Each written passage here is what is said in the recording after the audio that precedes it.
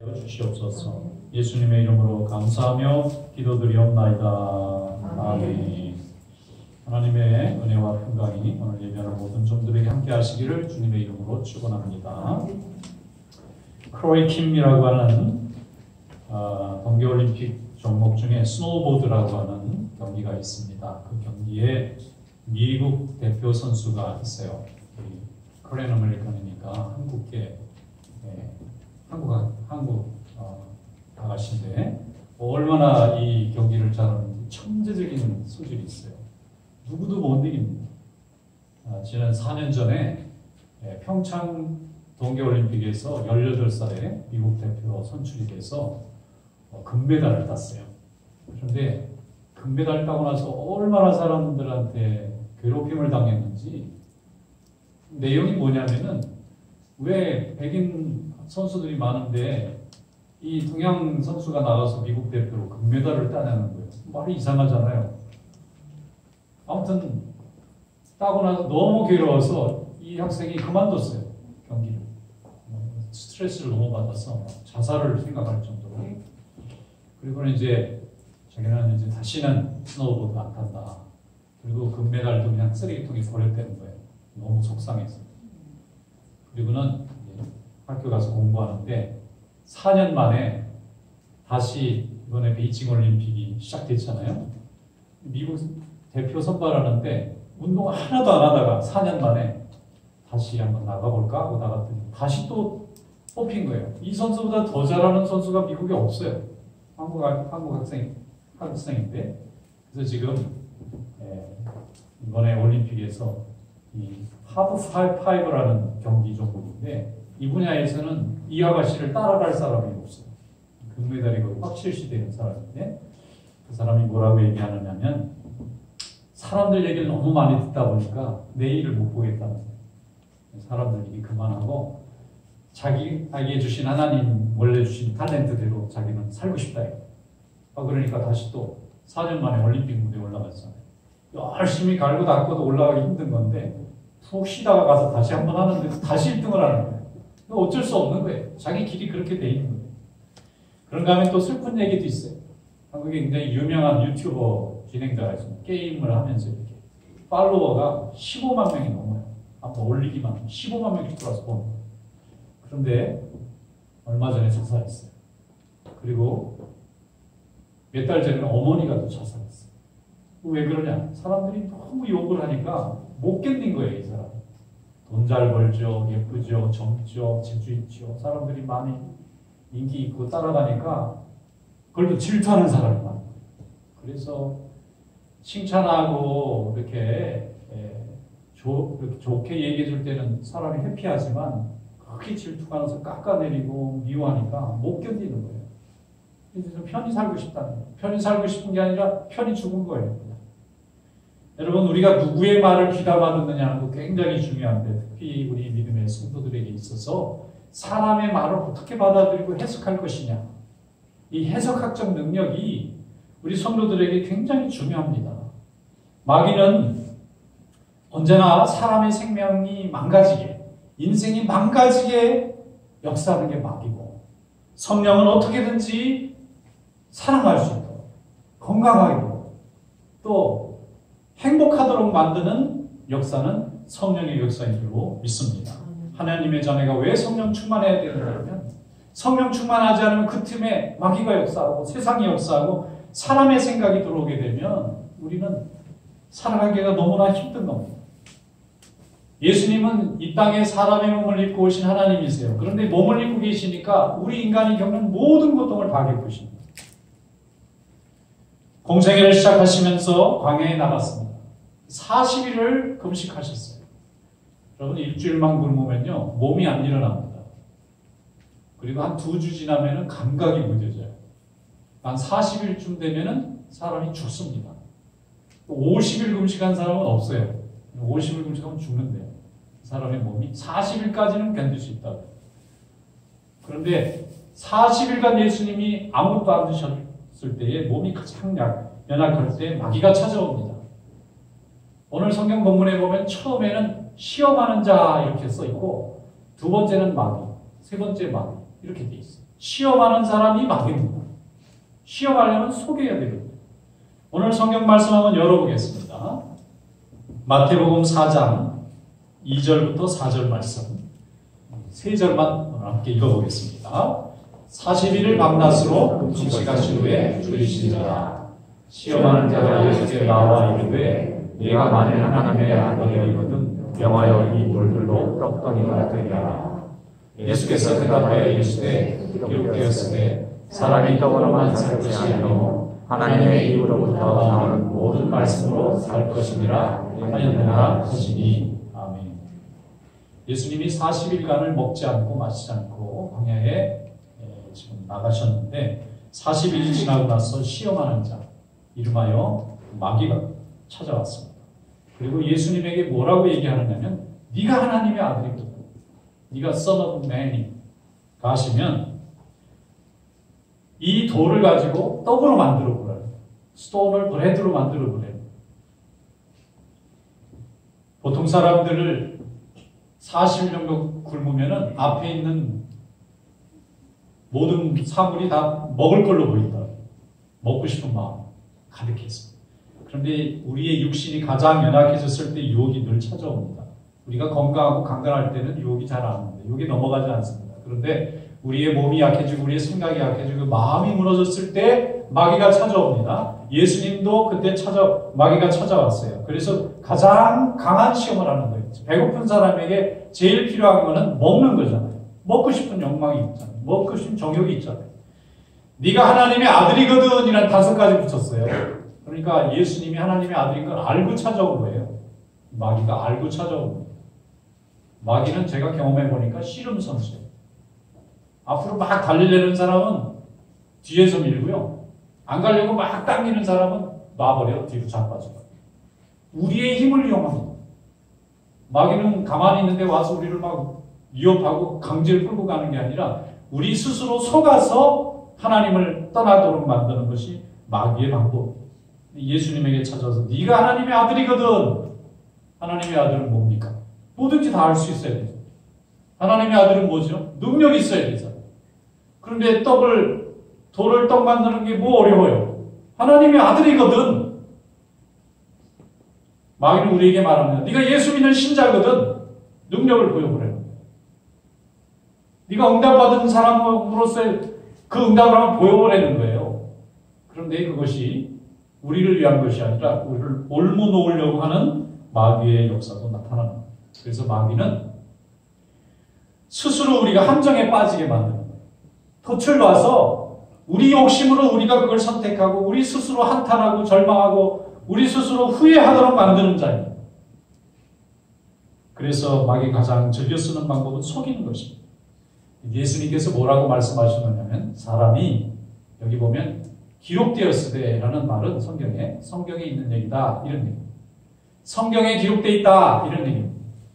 It is written이라고 쓴 거는 성경에 기록되어 있는 말씀에 뭐라고 되어 있느냐면 신명기에 있는 말씀 8장 3절의 말씀을 예수님이 그대로 가지고 와서 마귀에게 얘기해 줬어요. 사람이 떡으로만 살 것이 아니요 하나님의 입에서 나오는 모든 말씀으로 살 것이니라. 할렐루야. 예수님이 당신의 언어로 당신의 표현으로 설명하지 않으시고 하나님이 주신 말씀을 그대로 가져와서 마귀에게 답을 줬어요. 원래 마귀는 논쟁을 하면 안 됩니다. 논쟁을 해서 그 마귀가 답을 달래는 게 아니에요. 그게. 우리로 하여금 화가 나게 만들려는 거예요. 우리로 하여금 절망하게 만들려는 거예요. 우리로 하여금 분하게 만드는 거예요.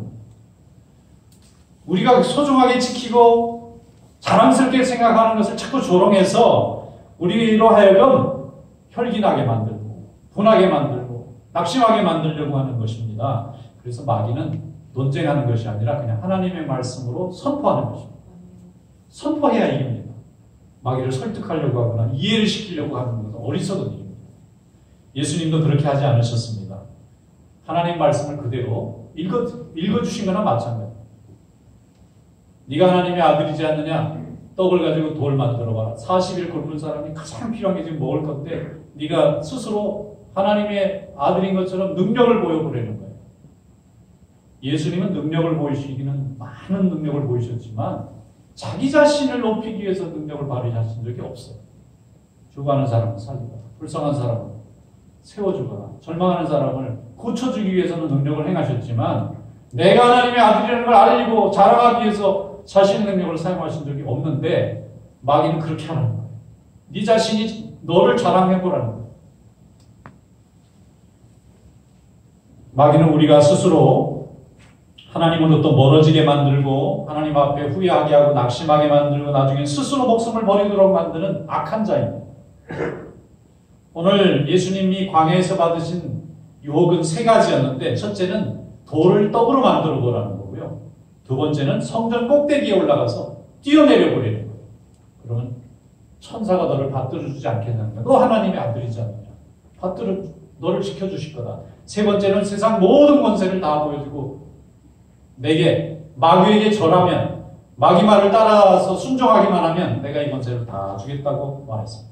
첫 번째는 인간이 가지고 있는 먹는 시험, 소유욕을 시험한 거고요. 두 번째는 인간이 과시욕을 시험한 거예요. 과시하고 싶은 자기를 막 높이고 자랑하고 인정받고 싶은.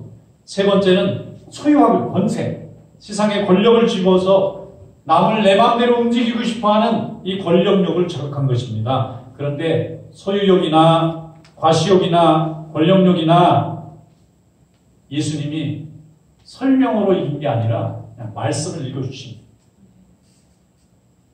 예수님이 말씀하신 그게 다 성경이 됩니다.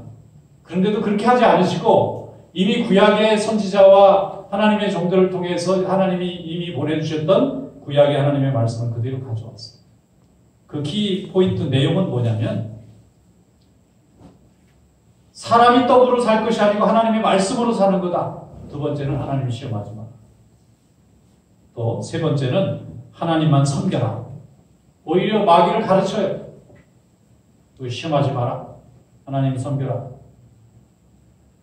6절 말씀에 보면 내가 만일 하나님의 아들이거든 뛰어내리라 기록되었으되 그가 너를 위하여 그의 사자들을 명하시리니 그들이 손으로 너를 받들어 발에 돌이 부딪히지 않게 하리로다 하였느니라.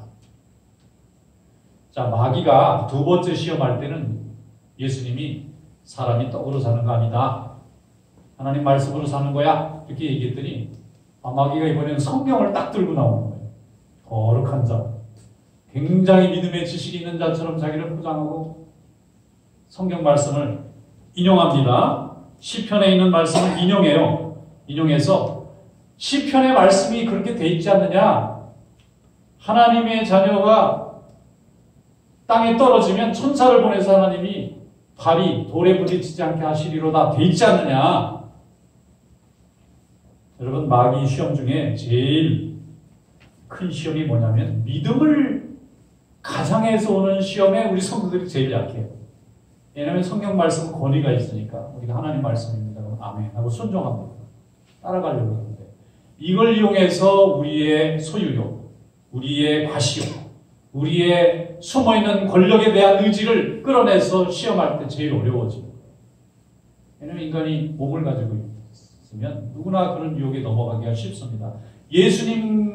예수님처럼 대단하신 분도 육신의 몸을 가지고 있으니까 마귀가 육신의 약점을 파고들어서 스스로 하나님 앞에서 자기를 교만하게 만들어서 넘어지게 하려고 하나님 앞에 자기를 드러내서 넘어지게 하려고 마귀가 욕을 하는 거예요. 그래서 여러분 하나님 앞에 항상 기도하고 주님의 말씀만을 온전히 섬기고 주님의 말씀의 뜻을 정확하게 깨닫는 그런 성도가 될 수 있기를 주님의 이름으로 축원합니다. 예수님은 세 가지로 답을 해주셨어요. 하나님의 말씀으로 사는 거다. 떡으로 사는 거 아니다. 그런데 말씀이 쉽지 우리 마음속에 그래도 사람은 떡으로 사는 건데요. 라고 말하고 싶을 거예요. 먹는 게 중요하죠. 말씀이 뭐가 중요합니까? 세상의 소리를 듣고 싶어진다. 사람이 떡으로 사는 것이 아니라 하나님의 말씀으로 산다는 고백이 있을 때 교회에 나와서 예배할 수 있고 우리가 주님께 헌신할 수 있습니다. 또 두 번째는 하나님 시험하지 말라 했어요. 하나님 시험하는 것은 죄입니다. 그리고 세 번째는 말을 듣지 않으니까 사탄아 물러가라 그러셨어요. 더 이상 대화할 가치가 없다는 겁니다. 오직 하나님만 섬기라고 도리어 선포하셨습니다. 우리는 하나님 말씀 가운데서 믿음 생활을 하면서 살지만 날마다 우리 마음에 가까이 와서 우리를 유혹하는 마귀의 음성과도 싸워야 합니다. 성령께서는 우리와 함께 하셔서 우리를 항상 영적으로 강건하게 해주시고 말씀을 붙잡고 살 때에 세상 모든 유혹과 정욕으로부터 자유해서 항상 은혜 충만하게 살지만 육신을 가지고 하나님 앞에 가기 전까지는 항상 어느 때든지 연약해질 때가 있고 또 부족해질 때가 있고 무너질 때가 있어요. 이때마다 우리를 시험하는 자가 우리 곁에 옵니다.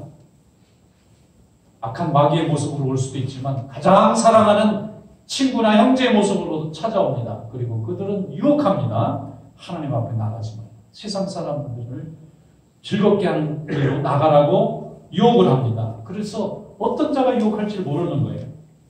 마귀의 말을 듣고 우리 성도들이 행하면 우리는 죽는 것입니다. 우리 믿음이 죽어버려요. 그럼 우리 생명이 죽는 것입니다. 하나님 앞에 항상 말씀에 굳건하게 서는 그런 성도가 될 수 있기를 축원합니다. 그래서 우리가 말씀을 잘 알아야 돼요. 왜 여러분들이 매주마다 주일날 와서 하나님 앞에 나와서 예배하면서 말씀을 듣고 또 깨닫고 이해를 하고 반복하느냐? 그거 자꾸 잊어버려요. 자꾸 망각합니다. 또 경계심이 자꾸 해이해지고 또 자꾸 유혹에 넘어져서 나태해지는 것이 인간의 모습입니다. 그래서 반복적으로 우리의 몸이 날마다 피로가 쌓이는 것처럼 하나님의 말씀이 날마다 필요한 것입니다.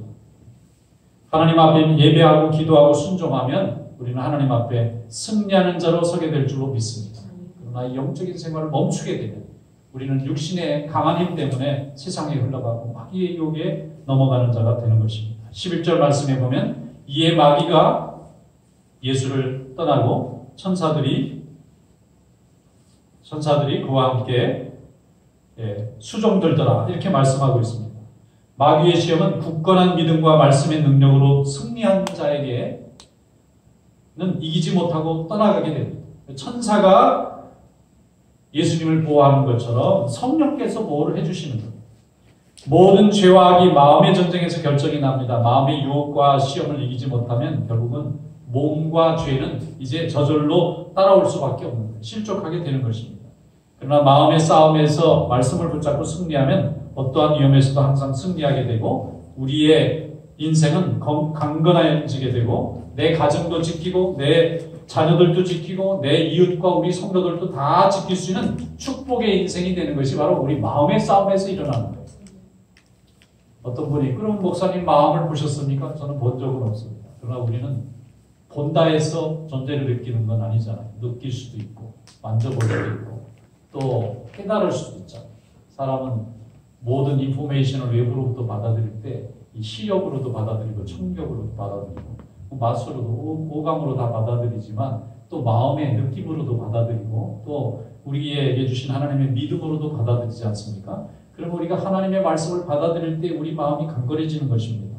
죄와 악이 우리의 마음에 들어와서 전쟁을 벌이고 있을 때에 우리가 하나님의 말씀에 굳건하게 서 있으면 우리 마음에서 승리하는 자가 될 줄로 믿습니다. 그래서 우리는 하나님 앞에 우리의 인생과 우리의 가정과 우리의 자녀들과 우리의 교회를 지켜나가기 위해서 우리 믿음을 지켜나가기 위해서는 항상 말씀이 우리 마음속에 풍성하게 채워져야 될 줄로 믿습니다. 우리가 왜 성령 충만을 사모해야 되느냐? 성령 충만을 사모하기 위해서 말씀이라고 하는 소스가 필요하냐? 하나님의 말씀을 붙잡을 때에야 그 말씀을 가진 자에게 성령이 임하시고 성령이 임하실 때 우리 마음과 생각을 지킬 수 있게 되기 때문입니다.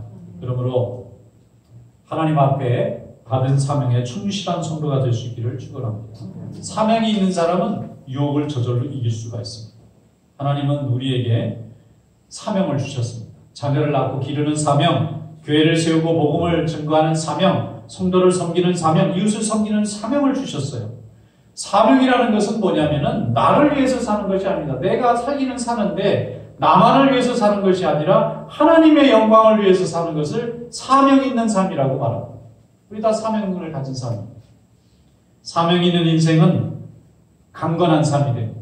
왜냐하면 나 자신만을 위해서 사는 것이 아니라 타인을 위해서도 살기 때문에 유혹에 잘 넘어가지 않습니다. 사명이 없는 삶, 사명을 부정하는 삶은 자신의 정욕을 위해서 달려가기 때문에 마귀의 유혹에도 쉽게 넘어가는 것입니다. 마귀의 밥이 되기가 쉬워요. 정욕에 지배당하기가 쉽습니다. 그런데 우리에게 사명이 있으면 우리는 우리의 정욕으로부터 자유로울 수 있는 힘이 생깁니다. 예수님을 시험한 마귀의 시험도 정욕을 가진 사람이면 다 졌을 시험입니다. 소유욕, 과시욕, 권력욕이 모두 자기 정욕만을 가지고 있는 사람은 칠 수밖에 없는 시험이에요. 그런데 예수님은 오직 하나님의 나라, 하나님의 이름을 높이는 일에만 헌신하셨기 때문에 마귀가 이길 수가 없는 거죠. 그를 넘어지게 하려고 해도 마귀의 영이 힘을 쓸 수가 없는 거예요. 왜냐하면 사명이 있는 자는 하나님의 영광만을 바라보기 때문에 그렇습니다.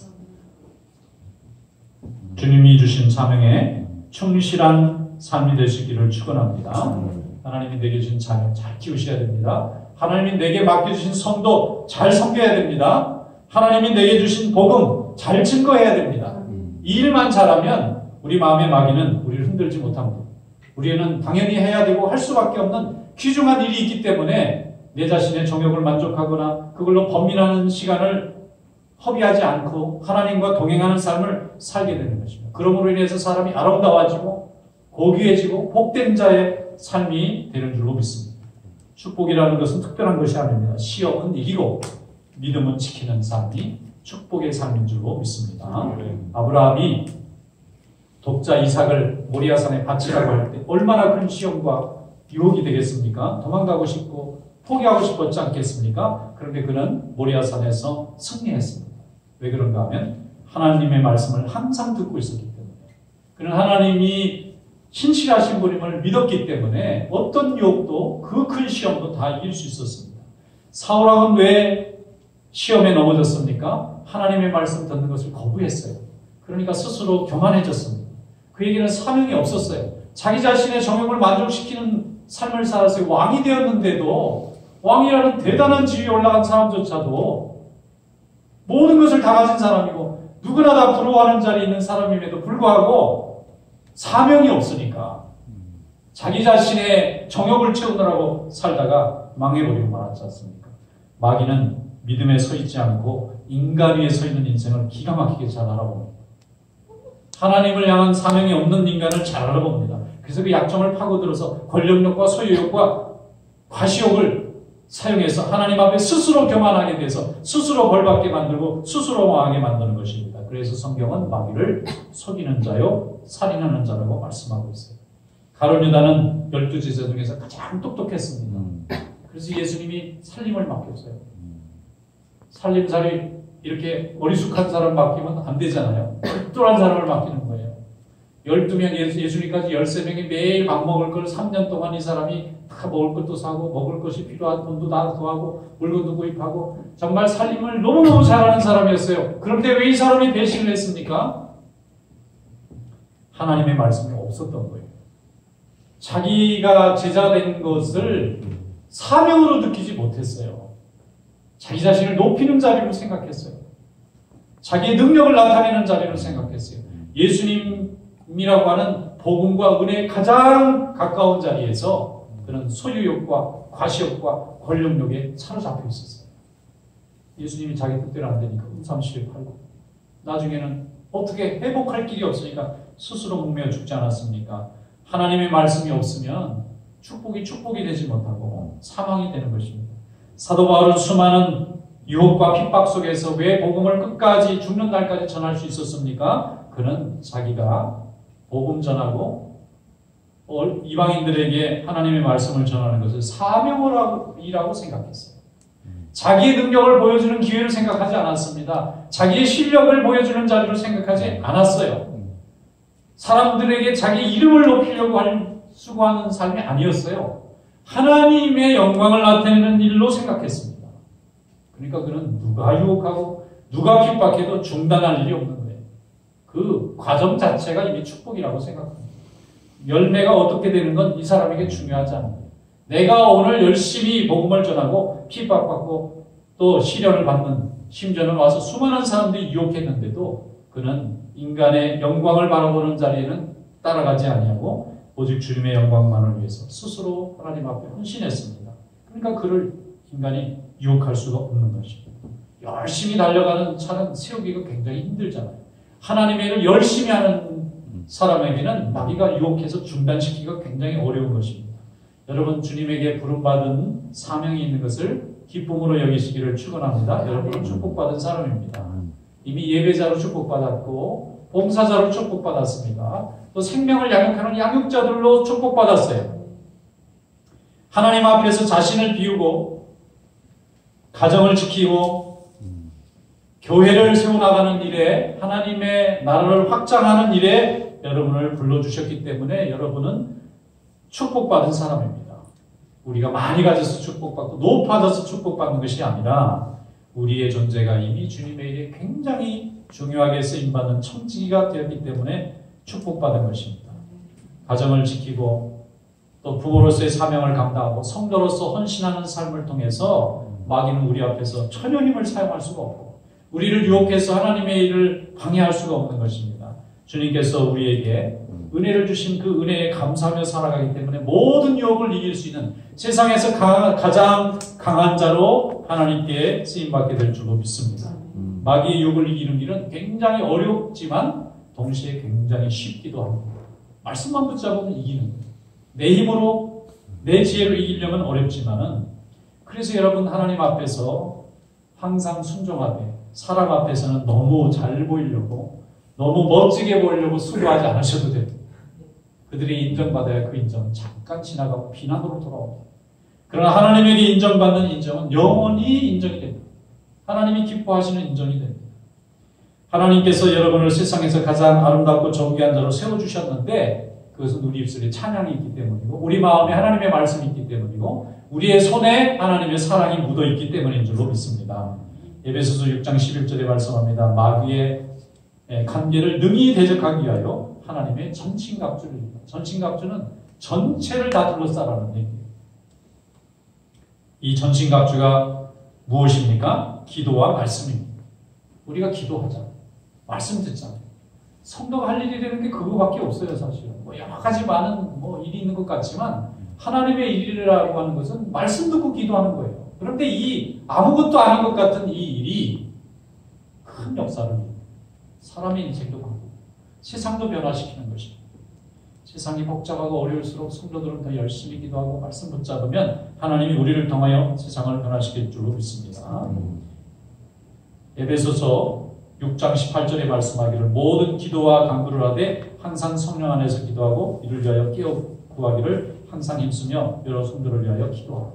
성경은 기도하는 얘기가 수백 번 수천 번 나옵니다. 왜냐하면 우리가 하는 그게 전공 분야인 거예요. 어떤 우울증 때문에 고생하는 분이 있었어요. 이분이 우울증으로 막 우울증이 뭔가 그랬더니 부쩍부쩍 죽고 싶은 마음이 드는 게 우울증이라고 하더라고요. 여러분 그런 일은 하지 아시기 바랍니다.